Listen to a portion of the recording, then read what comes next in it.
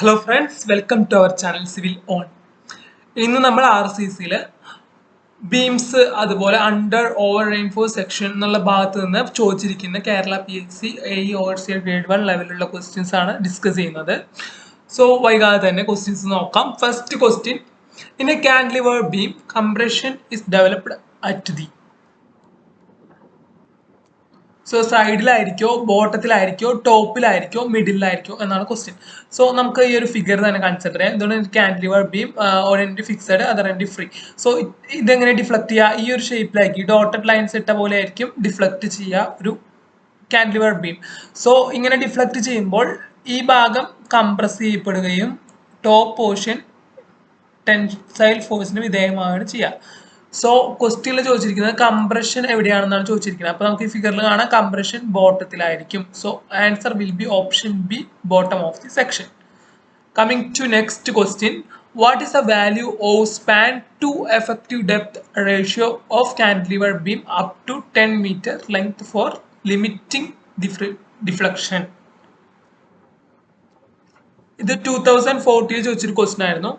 അപ്പൊ നമുക്ക് ഒരു ടേബിൾ, IS കോഡിൽ ഒരു ടേബിൾ ഉണ്ട്, span to effective depth ratio എന്നുള്ള ഒരു ടേബിൾ കൊടുത്തിട്ടുണ്ട്. അതിൽ ബേസിക് ആയിട്ട് ഈ അപ് ടു 10 മീറ്റർ ഉള്ള കാൻഡിലിവർ സിംപ്ലി സപ്പോർട്ടഡ് കണ്ടിന്യൂസ് ബീമിന്റെ വാല്യൂസ് ആണ് 7, 20, 26 എന്നുള്ള ഓർഡറിൽ കൊടുത്തിരിക്കുന്നത്. ഓക്കെ, ഇത് വളരെ ഇമ്പോർട്ടൻ്റ് ആയിട്ടുള്ള ഒരു ടേബിൾ ആണ്. Cantilever simply supported continuous 7, 20, 26 respectively. So greater 10 മീറ്ററിൽ കൂടുതൽ പോയുള്ള കണ്ടീഷൻസ് ആണ് ഇവിടെ എഴുതിയിരിക്കുന്നത്. കാൻഡിലിവറിലാണെങ്കിൽ deflection also to be calculated. Simply സപ്പോർട്ടിലാണെങ്കിൽ ഈ 20യുടെ കൂടെ ഇൻറ്റു 10 ഡിവൈഡഡ് ബൈ സ്പാൻ ചെയ്യുന്നതായിരിക്കും L/D റേഷ്യോ എന്ന് പറയുന്നത്. കണ്ടിന്യൂസിലാണെങ്കിൽ ഇതുപോലെ തന്നെ 26 വെച്ച് മൾട്ടിപ്ലൈ ചെയ്യേണ്ടി വരും. സോ ഇവിടെ L/D എന്നാണ് ഉദ്ദേശിച്ചിരിക്കുന്നത്. L/D റേഷ്യോ ആണ് ഇവിടെ ഈ ഒരു ടേബിളിൽ കൊടുത്തിരിക്കുന്നത്. സോ നമ്മുടെ ക്വസ്റ്റ്യനിൽ ചോദിച്ചിരിക്കുന്നത് എന്തായിരുന്നു? കാൻഡിലിവർ ബീമിന്റെ കേസാണ് ചോദിച്ചിരിക്കുന്നത്. ഓക്കെ, അപ് ടു 10 മീറ്റർ തന്നെയാണ്. സോ ഓപ്ഷൻ 7 ആണ് വാല്യൂ വരിക. ഇവിടെ option D will be the answer. Okay, coming to next question. ഇതും പ്രീവിയസ് ഇയർ 2014 ക്വസ്റ്റ്യൻ ആണ്. സെയിം ടൈപ്പ് ക്വസ്റ്റ്യൻ ചോദിച്ചിരിക്കുന്നത് സ്പാൻ ടു ഡെപ്ത് റേഷ്യോ ആണ്, കണ്ടിന്യൂസ് ബീമിൻ്റെതാണ്. സോ കണ്ടിന്യൂസ് ബീമിന്റെ നമ്മൾ ഈ ടേബിളിൽ കണ്ടതാണ്. It is 26. So option B will be the answer. Next question, spacing of stirrups in rectangular beam is. Rectangular ബീമിലെ spacing എങ്ങനെയായിരിക്കും എന്നാണ് ചോദ്യം. സോ ത്രൂ ഔട്ട് സെയിം ആയിട്ടാണ് കൊടുക്കുക, അല്ലെങ്കിൽ സെൻറ്ററിൽ എത്തുമ്പോൾ കുറച്ച് കൊടുക്കുക, എൻസിൽ കൂടുതലായിട്ടാണ് കൊടുക്കുക, സെൻട്രൽ പോർഷനിൽ കൂടുതലായിട്ടാണ് കൊടുക്കുക. ഇതൊക്കെയാണ് ഓപ്ഷൻസ്. സോ നമുക്ക് ഈ ഫിഗർ തന്നെ കാണുമ്പോൾ തന്നെ അറിയാം എന്താണ് ആൻസർ വരാന്ന്. സോ ഈ ഫിഗർ നോക്കാം. ഫിഗറിൽ നമുക്ക് കാണാം, ഇവിടെ സപ്പോർട്ടുള്ള ഭാഗത്ത് സ്റ്റിറപ്സ് കൊടുത്തിരിക്കുന്നത് വളരെ അടുത്തടുത്തായിട്ടാണ്, ചെറിയ സ്പേസിങ്ങിലാണ്. ഈ രണ്ട് സപ്പോർട്ടിൽ അങ്ങനെ തന്നെ. പക്ഷെ നമുക്ക് സെൻട്രൽ പോർഷനിൽ നോക്കിയാൽ കാണാം, ഈ ഓരോ സ്റ്റിറപ്സിന്റെ തമ്മിലുള്ള in between the gap is greater ആണ് ആസ് കമ്പയർ ടു. ഇവിടെ ഇത്രയും ഗ്യാപ്പ് ഉണ്ടായിരുന്നുള്ളതെങ്കിൽ ഇവിടെ ഇത്രയും ഗ്യാപ്പ് ഉണ്ട് ഓരോ സ്റ്റിറപ്പ് തമ്മിൽ. സോ എന്താണ് റീസൺ അതിന്? ഇവിടെ കൂടുതൽ മിഡിൽ പോർഷൻ എത്തുമ്പോൾ സ്റ്റിറപ്സിന്റെ സ്പേസിങ് കൂട്ടാനുള്ള കാരണം എന്താണെന്ന് വെച്ചാൽ, സപ്പോർട്ടിൽ shear force will be greater at the support as compare to shear force at the central portion. So greater spacing can be provided in the middle portion. So option D will be the answer. Increase at the central portion of the beam will be the answer. Coming to next question, in an RCC beam the uniform distribution of shear stress with a maximum value of T is equal to V/BD is called. Okay, RCC ബീമിലെ uniform distribution of shear force ഉള്ളപ്പോൾ maximum value of T is equal to V/BD എന്ന് equation തന്നിട്ടുണ്ട്. Okay, sorry, അറിയാതെ question വായിച്ചപ്പോൾ തെറ്റിയതാണ്. Type ചെയ്തപ്പോൾ തെറ്റിയതാണ്. ടോവി എന്നാണ്. ടോവി is equal to V/BD എന്നാണ്. ഈ കാണുന്ന ടോവി ആണ് അവിടെ എഴുതിയിരിക്കുന്നത്. Tau v is equal to V/BD, അതാണുള്ള ഇക്വേഷൻ ഷിയർ സ്ട്രെസ്സിന്റെ. സോ ആ ഷിയർ സ്ട്രെസ്സിന്റെ മാക്സിമം വാല്യൂവിനെ എന്താണ് പറയുക എന്നാണ് question. So it is generally called as nominal shear stress ആണ് ആൻസർ ആയിട്ട് വരിക. ഇവിടെ വി എന്ന് പറയുന്നത് shear force due to design load ആയിരിക്കും. ബി എന്ന് പറയുന്നത് breadth, and D is effective depth. Okay, effective depth small d. Option C ആണ് ഇവിടുത്തെ answer. So coming to next question, for the same cross sectional area which beam will deflect less. Okay, ഇതിൽ I beam ഉണ്ട്, rectangular beam ഉണ്ട്, T beam ഉണ്ട്, circular beam ഉണ്ട്. ഈ എല്ലാത്തിനും same cross section ആണെന്ന് വിചാരിക്കുക, ഏതിനായിരിക്കും ഡിഫ്ലക്ഷൻ കുറവ് ഉണ്ടാവുക എന്നാണ് ക്വസ്റ്റ്യൻ. ഇതിന്റെ ആൻസർ അറിയാനായിട്ട് നമുക്കൊരു കോൺസെപ്റ്റ് അറിഞ്ഞിരുന്നാൽ മതി. എന്താണ്? മൊമെന്റ് ഓഫ് ഇനേഷ്യ എന്ന് പറയുന്നത് ഇൻവേഴ്സ്ലി പ്രൊപ്പോർഷണൽ ആയിരിക്കും ഡിഫ്ലക്ഷന്. ഓക്കെ, ഡിഫ്ലക്ഷന് ഇൻവേഴ്സ്ലി പ്രൊപ്പോർഷണൽ ആയിരിക്കും മൊമെന്റ് ഓഫ് ഇനേഷ്യ.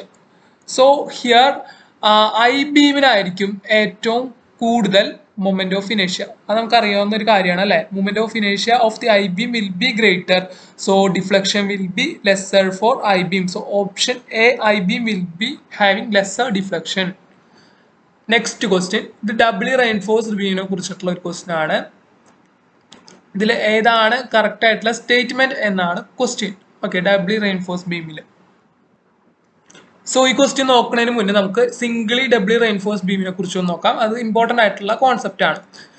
സോ ഇവിടെ നമുക്ക് രണ്ട് ഫിഗർ കാണാം. ആദ്യത്തെ സിംഗിളി റെയിൻഫോഴ്സ്ഡ്, പേര് പോലെ തന്നെ സിംഗിളി ഒരു സ്ഥലത്ത് മാത്രമേ റെയിൻഫോഴ്സ്മെന്റ് ഉണ്ടാവുള്ളൂ അല്ലെ.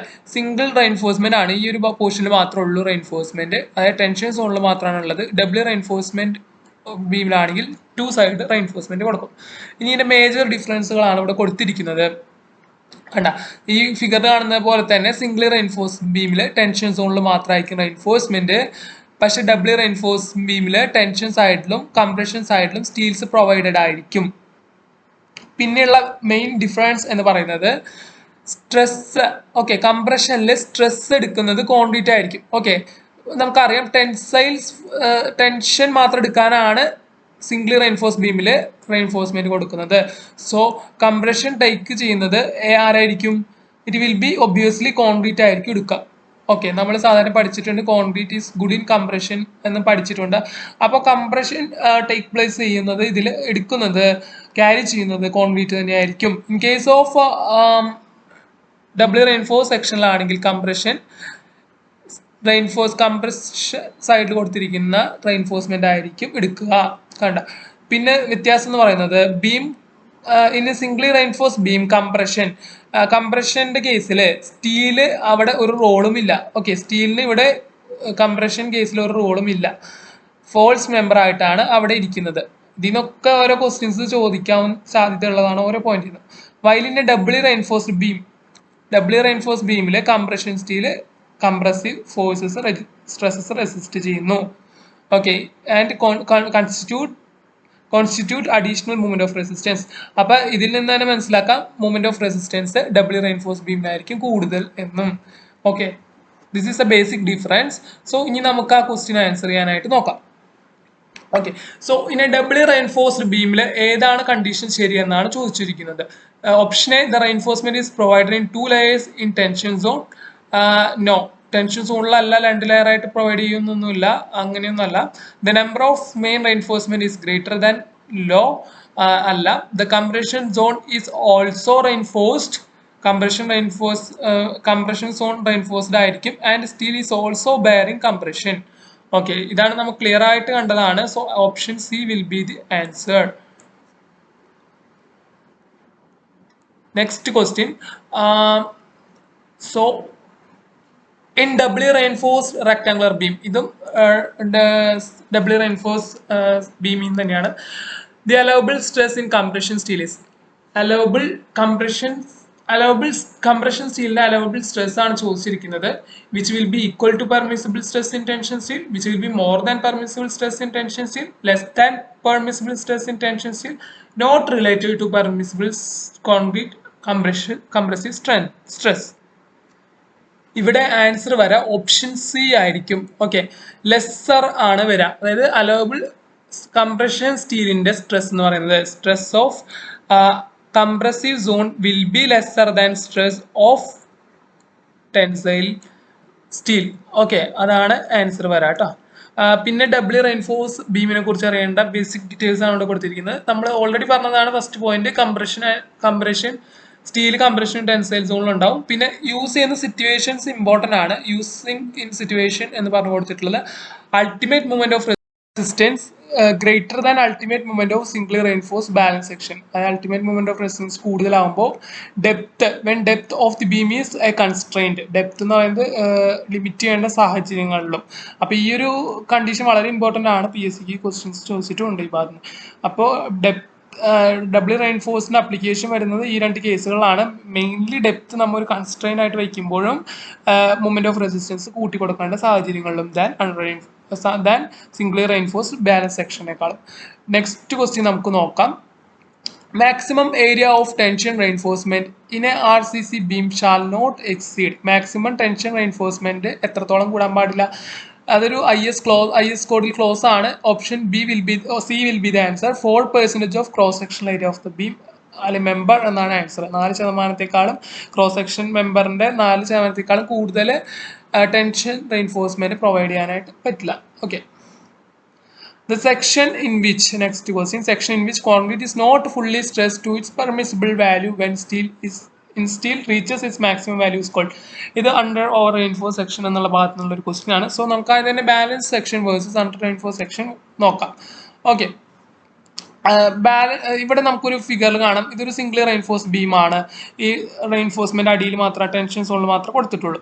സോ ബി എന്ന് പറഞ്ഞാൽ അതിന്റെ ബ്രെഡ്ത്തും ആണ്, ഡി എന്ന് പറഞ്ഞാൽ അതിന്റെ എഫക്റ്റീവ് ഡെപ്ത് ആണ്. എഫക്റ്റീവ് ഡെപ്ത് എന്ന് പറഞ്ഞാൽ നമുക്കറിയാം ഈ റെയിൻഫോഴ്സ്മെന്റിന്റെ സെൻട്രൽ നിന്ന് മുകളിലേക്കുള്ള ആ ഡെപ്ത് ആണ് സ്മോൾ ഡി. ഓക്കെ. ഇതിന്റെ നടുക്കിൽ കൂടെ പോകുന്നതാണ്. അതായത് ഇനി നമുക്ക് നോക്കാം. ബാലൻസ് സെക്ഷൻ ആണ് ഇവിടെ കാണിച്ചിരിക്കുന്നത്. ബാലൻസ് സെക്ഷന്റെ സ്ട്രെസ് ഡിസ്ട്രിബ്യൂഷൻ ആണ് കാണിച്ചിരിക്കുന്നത്. ഇവിടെ ഇതിന്റെ ഈ ഒരു സീറോ സ്ട്രെസ് ഉള്ള ആ ഒരു പോയിന്റിലുള്ള ആ ഒരു ആക്സിസ് ആണ്, അവിടെ നിന്ന് വരയ്ക്കുന്ന ആ ഒരു ആക്സിസ് ആണ് critical neutral axis. Okay. Critical neutral axis ഇങ്ങനെയാണ് പാസ് ചെയ്യുന്നത്. ഓക്കെ. അതിന്റെ സെൻറ്ററിലൂടെയാണ് പാസ് ചെയ്യുന്നത്.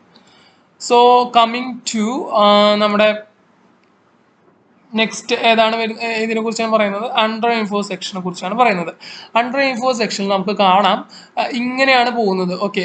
ഇങ്ങനെയാണ് സ്ട്രെസ് ഡിസ്ട്രിബ്യൂഷൻ പോകുന്നത്. അപ്പോൾ എന്ത് സംഭവിക്കുന്നു? നമ്മുടെ ക്രിട്ടിക്കൽ ന്യൂട്രൽ ആക്സിസ് ഈ ഒരു ലൈനിലായിരിക്കും ഉണ്ടാവുക. So as compared to yellow കളറിലുള്ളതാണ് ക്രിട്ടിക്കൽ ന്യൂട്രൽ ആക്സിസ്. അപ്പോൾ ക്രിട്ടിക്കൽ ന്യൂട്രൽ ആക്സിസിനെ കമ്പയർ ചെയ്യുമ്പോൾ അണ്ടർ റെയിൻഫോഴ്സ് സെക്ഷനിലെ ആക്ച്വൽ ന്യൂട്രൽ ആക്സിസ് എന്ന് പറയുന്നത് മുകളിലായിരിക്കും. Actual neutral axis in over reinforce സെക്ഷനിലാവുമ്പോൾ എന്താ സംഭവിക്കുന്നത്? ഇത് ക്രിട്ടിക്കൽ ന്യൂട്രൽ ആക്സിസിനേക്കാൾ അടിയിലാണ് കിടക്കുന്നത്. കാരണം ഇതിന്റെ സ്ട്രെസ് ഡിസ്ട്രിബ്യൂഷൻ പോകുന്നത് ഇങ്ങനെയാണ് പോകുന്നത്. അപ്പൊ ഇതിന്റെ അടിയിലേക്കായിട്ടാണ് വരുന്നത്. ഓക്കെ. സോ പിന്നെ അറിയാൻ കാരണം പിന്നെ ഇതിന്റെ മെയിൻ കാര്യം എന്ന് വെച്ചാൽ ബാലൻസ് സെക്ഷൻ എന്ന് വെച്ചാൽ സ്റ്റീല് വേണ്ട പോലെ ആയിരിക്കും പ്രൊവൈഡ് ചെയ്യേണ്ടാവുക. അതായത് ആവശ്യത്തിന് കൂടുതലും ഇല്ല കുറവില്ല. പക്ഷെ അണ്ടർ റെയിൻഫോഴ്സ് സെക്ഷൻ എന്ന് പറയുമ്പോൾ പേരിൽ തന്നെ ഉണ്ടല്ലോ അണ്ടർ എന്ന് വെച്ചാൽ കുറവായിരിക്കും. അണ്ടർ റെയിൻഫോഴ്സ് സെക്ഷനിലെ സ്റ്റീൽ കുറവായിരിക്കും കൊടുക്കുക. ഓവർ റെയിൻഫോഴ്സ് സെക്ഷനിലാണെങ്കിൽ കൂടുതലായിട്ടാണ് പ്രൊവൈഡ് ചെയ്യുക. സോ നമുക്ക് ബേസിക് ആയിട്ടുള്ള ഡീറ്റെയിൽസ് നോക്കാം. അണ്ടർ റെയിൻഫോഴ്സ് സെക്ഷന്റെ കാര്യങ്ങൾ നോക്കിയിട്ടുണ്ടെങ്കിൽ അതിന്റെ ഓപ്പോസിറ്റ് ആയിരിക്കും ഓവർ റെയിൻഫോഴ്സ് സെക്ഷൻ. അപ്പൊ ഞാൻ അണ്ടർ റെയിൻഫോഴ്സിന്റെ കാര്യം മാത്രമേ പറയുന്നുള്ളൂ. എല്ലാം കൂടി ഒരുമിച്ച് പഠിച്ച് കൺഫ്യൂസ്ഡ് ആവണ്ടല്ലോ. അണ്ടർ റെയിൻഫോഴ്സ് സെക്ഷന്റെ കാര്യത്തിൽ നമ്മൾ പേര് പറഞ്ഞ പോലെ തന്നെ റെയിൻഫോഴ്സ്മെന്റ് കുറവായിരിക്കും. ആക്ച്വൽ ബാലൻസ് സെക്ഷനേക്കാളും കുറവായിരിക്കും. അണ്ടർ റെയിൻഫോഴ്സ്ഡ് സെക്ഷൻസ് ആണ് നമ്മൾ പ്രാക്ടിക്കലി എപ്പോഴും പ്രിഫർ ചെയ്യുന്നത്. എന്താ കാരണം? അണ്ടർ റെയിൻഫോഴ്സ് സെക്ഷനിൽ റെയിൻഫോഴ്സ്മെന്റ് കുറവായിരിക്കും. അപ്പൊ ഫെയിലിയർ ഉണ്ടാവുന്നത് കോൺക്രീറ്റിനേക്കാളും വേഗത്തിൽ ഫെയിൽ ആവുക സ്റ്റീലായിരിക്കും. സ്റ്റീൽ ആദ്യം ഫെയിൽ ആവുന്നതിന്റെ ഗുണം എന്താ? അതായത് ഒരു ഫെയിലിയർ വരുമ്പോൾ അല്ലെങ്കിൽ ഒരു എർത്തിക്കൊക്കെ വരുമ്പോൾ ഫെയിലിയർ സംഭവിക്കുമ്പോൾ ഈ അണ്ടർ റെയിൻഫോഴ്സ് സെക്ഷനിലാണെങ്കിൽ സ്റ്റീല് ഫെയിൽ ചെയ്യുന്നത് എങ്ങനെയാണ്? സഡൻ ഫെയിലിയർ ഉണ്ടാവില്ല. അതൊന്ന് വലിഞ്ഞിട്ട് ഡക്റ്റൈൽ ആയിട്ടുള്ള കമ്പോണന്റ് ആയിട്ടുണ്ട്. അത് വാണിംഗ് ചെയ്ത്, അതായത് ഇങ്ങനെ ചെറിയ ക്രാക്സ് ഒക്കെ വീണ് തുടങ്ങി കുറച്ച് ഡക്റ്റൈൽ കമ്പോണന്റ് ആയതുകൊണ്ട് തന്നെ അത് സഡൻ ക്രാക്ക് ആയിരിക്കില്ല. സോ ഒരു വാണിംഗ് ഒക്കെ കാണിച്ചതിന് ശേഷമാണ് ക്രാക്ക് ആവുള്ളൂ. സോ അതിൽ ഒക്യുപ്പൻസിനൊക്കെ സേഫ് ആയിട്ട് മൂവ് ചെയ്യാനുള്ള ടൈം കിട്ടും. പക്ഷേ മറ്റേ കോൺക്രീറ്റ് ഓവർ റെയിൻഫോഴ്സ് സെക്ഷനിൽ കോൺക്രീറ്റ് ഫെയിൽ ആവുക. അപ്പൊ എന്ത് സംഭവിക്കുക? പെട്ടെന്നൊരു ഫെയിലർ ആയിരിക്കും. അപ്പൊ അതില് ലോസ് എന്ന് പറയുന്നത് വളരെ അധികമായിരിക്കും. സോ നമ്മൾ അത് പ്രിഫർ ചെയ്യുന്നില്ല. ഓക്കെ. പിന്നെ അണ്ടർ റെയിൻഫോഴ്സ് സെക്ഷൻ ആണ് പ്രിഫർ ചെയ്യുന്നത്. സേഫ് ആണ്, എക്കണോമിക്കൽ ആണ്, ഡക്റ്റൈൽ ഫെയിലർ ആണ്. ഇതൊക്കെയാണ് important. So this section is economical. Then Zwingli reinforce beam section should be designed as per under reinforcement section. ഇതൊക്കെയാണ് മെയിൻ ആയിട്ട് ഞാൻ പറഞ്ഞ കാര്യങ്ങളാണ് ഇവിടെ എഴുതിയിരിക്കുന്നത് കേട്ടോ. ദെൻ കമ്മിങ് ടു ദി നമ്മൾ നേരത്തെ കണ്ട ക്വസ്റ്റ്യനിലോട്ട് വീണ്ടും വരാം. അപ്പൊ ഇവിടെ എന്തായിരിക്കും ആൻസർ? ഈ ക്വസ്റ്റ്യനിൽ പറഞ്ഞിരിക്കുന്നത് എന്താണ്, steel full concrete full stress ചെയ്തിട്ടില്ല, പക്ഷെ സ്റ്റീൽ അതിന്റെ മാക്സിമം വാല്യൂവിൽ എത്തി. അപ്പൊ സ്റ്റീലാണ് ആദ്യം ഫെയിൽ ആവുക. സ്റ്റീൽ ആദ്യം ഫെയിൽ ചെയ്യുന്ന സെക്ഷൻസ് ആണ് അണ്ടർ റെയിൻഫോഴ്സ് സെക്ഷൻസ് അല്ലെ. അതെ, option A will be the answer. Then coming to next question, അതും ഈ ഒരു അണ്ടർ ഓവർ റെയിൻഫോഴ്സ് സെക്ഷനിൽ നിന്ന് വന്നിരിക്കുന്നതാണ്. Section in which more amount of reinforcement provided is less than what is required. അതായത് reinforcement നമുക്ക് വേണ്ടതിനേക്കാളും കുറവാണ് പ്രൊവൈഡ് ചെയ്യുന്നത്. അതും എന്താണ്, അണ്ടർ റെയിൻഫോഴ്സ് സെക്ഷൻ തന്നെയാണ് അല്ലെ, നമ്മൾ പറഞ്ഞ കേസ് തന്നെയാണ്. പിന്നെ ഇതിൽ നിന്ന് ഒരുപാട് ക്വസ്റ്റ്യൻസ് പ്രീവിയസ് ഇയർ ക്വസ്റ്റ്യൻസ് ചോദിച്ചിട്ടുണ്ട്. സോ ആ മെയിൻ കോൺസെപ്റ്റ് അറിയാണെങ്കിൽ നമുക്ക് ഇതൊക്കെ സിമ്പിൾ ആയിട്ട് ആൻസർ ചെയ്യാനായിട്ട് സാധിക്കുന്ന ക്വസ്റ്റ്യൻസ് ആണ്. So thank you. ഇതാണ് ഇന്നത്തെ സെഷൻ. സോ അതിന് മുന്നേ ക്വസ്റ്റ്യൻ ഓഫ് ദ സെഷൻ എന്ന് പറഞ്ഞ് ഞാൻ ഒരു ക്വസ്റ്റ്യൻ കൊടുത്തിട്ടുണ്ട്. സോ ഇതിന്റെ ആൻസർ അറിയാവുന്നവർ കമന്റ് ചെയ്യാം. സോ നെക്സ്റ്റ് സെഷനിൽ നമ്മൾ ഇതിന്റെ ആൻസർ ഡിസ്കസ് ചെയ്തതിന് ശേഷമായിരിക്കും നെക്സ്റ്റ് സെഷൻ തുടങ്ങാം. So please do like if you like my video. So any doubt you can ask in comment box. So please do subscribe. Thank you.